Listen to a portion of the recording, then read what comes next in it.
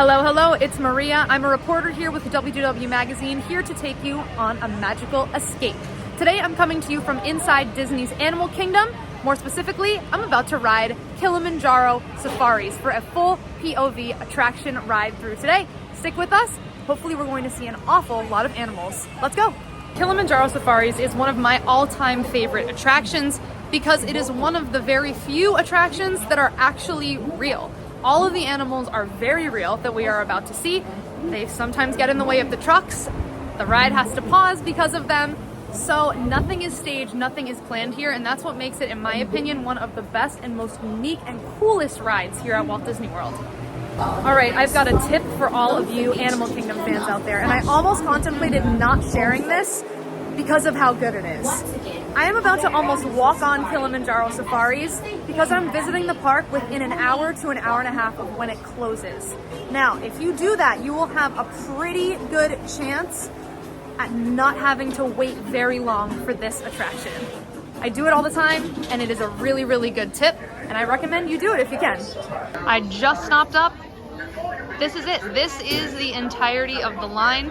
In fact, there are so few people here, they're not even using the second load area. Before I board, tune in from a word from my friends over at WDW Magazine. Subscribe to WDW Magazine and escape to Walt Disney World every single month. This large format glossy magazine is filled with content, not ads. Subscribe now and don't miss another month of magic. Going to let the cast member take it away. Enjoy.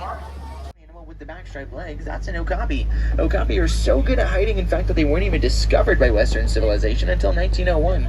Now, that does sound like a fair bit ago, as 1901 is the same year that Walt Disney was born, but in the grand scheme of discovering new animal species, 1901 is very, very recent. And then right up here on the left, you can see the black rhinoceros. They are the smaller of the rhino species, weighing up to only about 3,000 pounds. They have no natural known threats as well, except for us humans. They are being heavily poached for their horns, as their horns contain keratin. Keratin is believed to have medicinal purposes, but there's been no proven evidence that that is true. In fact, keratin is the exact same stuff that's found in our hair and our fingernails, and unfortunately the poaching has gotten so bad to the point that there's less than 5,000 of those black rhinos in the world today. You see a whole bloat to hippos. That's what a group of hippos are known as a bloat. Now, hippos can hold their breath for up to 8 minutes at a given time and will instinctively rise to the surface in order to take a breath of fresh air. Now, that gives hippos the ability to sleep underwater, as they don't even need to think about breathing. Their bodies will just naturally float to the surface, take a breath, and sink back under. Now, as we cross the bridge on here on the left, it does look like we are passing by some Nile crocodile. Now, these Nile crocodile can grow to be up to about 16 feet in length and weigh up to about 500 to 700 pounds. Now, they can eat up to their body weight, they are opportunistic predators and will eat whatever comes across their path, no matter how big or small. Anywhere from about 6 to 8 feet from tip to tip.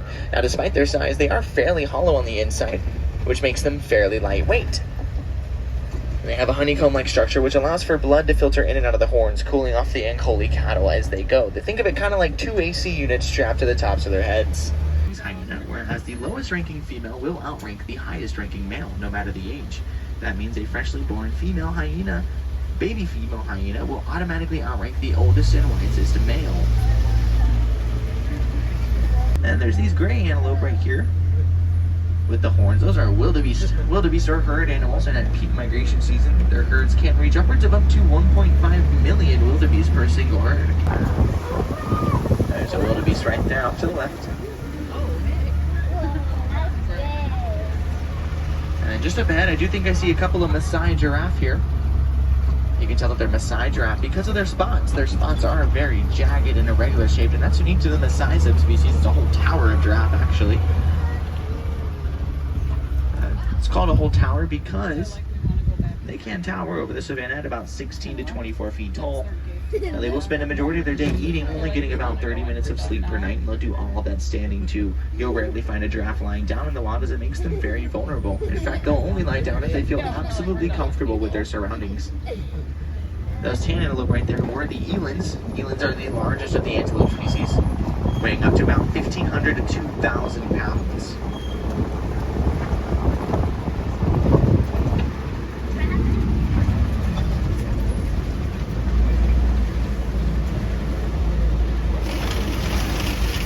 right there on the left, you can see an African elephant coming into view. You can tell it's an African elephant because of their ears. Their ears are very large and roughly the shape of the continent of Africa. That sets them apart from other species of elephants like the Asian elephants, for example.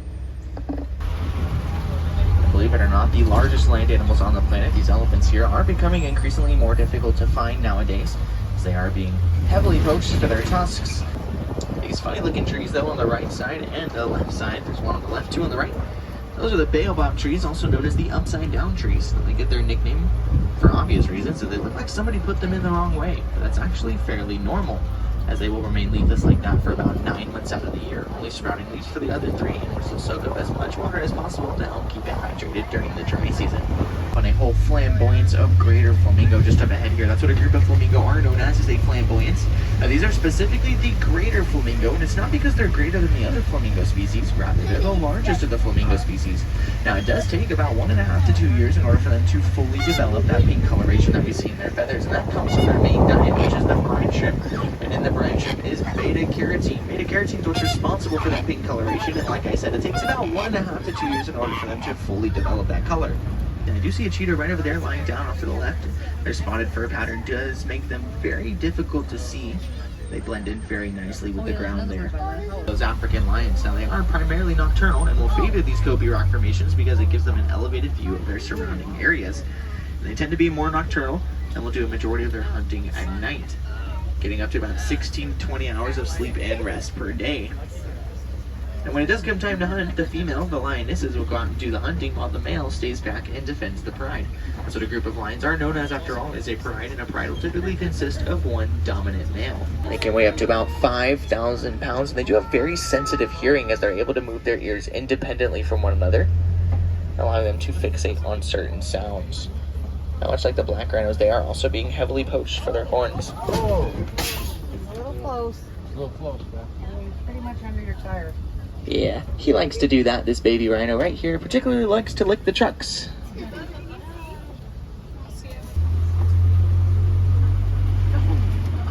On the left there is the warden's post, and he does have his goats out today. These are Nigerian dwarf goats, and they provide a perfect example of a symbiotic relationship between the warden and the goats.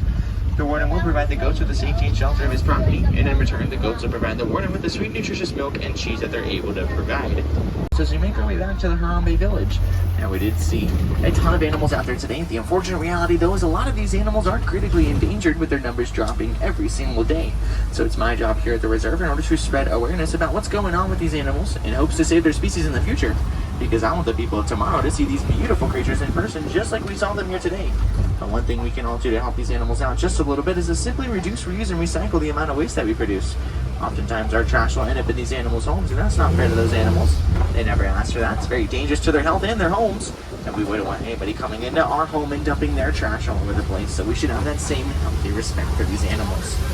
Now we are approaching the unload dock, so it's a good time to double check your roads. Make sure you have all of your personal belongings with you, as things might have shifted around due to the rough and rugged terrain of the reserve. You'd hate to leave anything here in Africa with us, because you'd have to travel all the way back to Africa in order to retrieve your items. Here at Harambe, though, we don't like to say goodbye. That's just far too sad and far too final. Instead, we like to say Kwaherini, and Kwaherini means to go well. So, Kwaherini, friends, go well, go wild. Enjoy the rest of your day here at Disney's Animal Kingdom, or wherever your future travels may take you. Once again, my name was Brandon, and it's been a pleasure being your safari guide for today. We hope to see you back here real soon, as well as No Shoe Safari is exactly the same. I've got to pay the warden here a quick visit, so that is going to do it for me here today at the Animal Kingdom. If you like this video, do not forget to give it a big thumbs up and to subscribe to the channel, because plenty more videos just like this one will be coming your way soon. Thanks again for watching, and I'll see you in the next magical escape.